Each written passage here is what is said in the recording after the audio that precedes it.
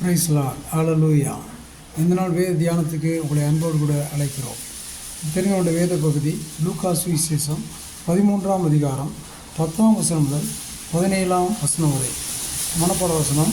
இயேசு அவளை கண்டு தம்மிடத்தில் அழைத்து, ஸ்திரியே, உன் பலவீனத்தினின்று விடுதலையாக்கப்பட்டாய் என்று சொல்லி, பலவீனத்தினின்று விடுதலையாக்கப்பட்டாய் என்று சொல்லி இயேசு அவள் மேல் கைகளை வைத்து அவளை விடுதலையாக்கி விடுகிறார். 18 வருஷமாய் சாத்தானுடைய பிடியிலே கட்டப்பட்டிருந்தான அந்த கூனியான ஸ்திரீக்கு தேவன் சுகம் கொடுத்தார். ஜெப ஆலயத்திலே பிரசங்கம் பண்ணி கொண்டிருக்கும் போது, போதம் பண்ணி கொண்டிருக்கும் போது அனைவர் பார்த்திருக்க முடியும், அனைவர் வந்திருக்க முடியும். ஆனால் அந்த குறிப்பிட்ட ஒரு சகோதரியுடைய ஒரு மன வேண்டுதலை அவர் அறிந்து அவளை அழைத்து அவள் மேல் கைகளை வைத்து கூனியான ஸ்திரியை குணமாக்கி விடுகிறார். அப்படி போல் ஆலயத்துக்கு எல்லாரும் வந்திருந்தாலும் ஒரு சிலரை தேவன் முன்குறித்து அவருக்கு உடனே அற்புதம் செய்கிறார், அதிசயம் செய்கிறார். ஆலயத்துக்கு வந்தது நிமித்தமாக நன்மை உண்டாக தேவன் கிருபை செய்கிறார். 122ஆம் சங்கீதத்திலே கடைசி வசனத்தை வாசிக்கிறோம். கர்த்தருடைய ஆலயத்தின் நிமித்தம் உனக்கு நன்மை உண்டாக தேடுவேன் என்று சங்கீதக்காரன் சொல்லுகிறார். அப்படி போல நாம் ஆவியின் பகுத்தறியும் வரதலை குறித்து 1 கொரிந்தியர் 12ஆம் அதிகாரம் 10ஆம் வசனத்தில் வாசிக்கிறோம்.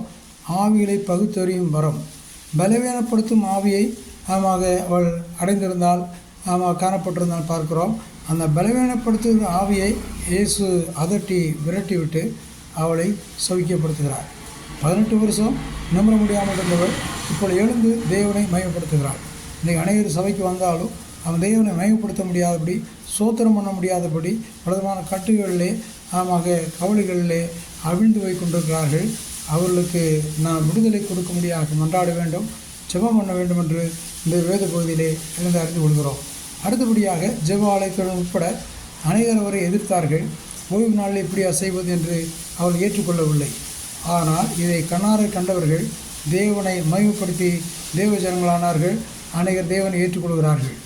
இப்படி போல இதில் நாம் அறிந்து கொள்கிற காரியம், சபைக்கு வந்தாலும் ஆலயத்துக்கு வந்தாலும் அனைவர் இயேசுவை முழு மனதோடு ஏற்றுக்கொள்ளாமலும் அவர் செய்த அற்புதங்களை அதிசயங்களை ஏற்றுக்கொள்ளாமலும் காணப்படும் போது அவர்கள் விடுதலை பெற முடியவில்லை. நாம் அதை ஆள் மனதில் ஏற்றுக்கொள்ளும் போது, தேவன் செய்த நன்மைகளை ஒத்துக்கொள்ளும் போது நமக்கு விடுதலை கிடைக்கிறது, ஆசீர்வாதம் கிடைக்கிறது. எனவே நாமும் நன்மை பெற்றுக்கொள்வோம். வசனம் கேட்கிற யாவரையும் ஆஸ்வதிக்கும்படியாக நாம் ஜெபம் பண்ணுவோம். சோதரம் ஆண்டவரே, நன்மையின் ராஜாவே, நன்மையை மாத்திரம் செய்தீர் ஆண்டவரே, கூனியான சிறை நிமிர செய்தீர் ஆண்டவரே.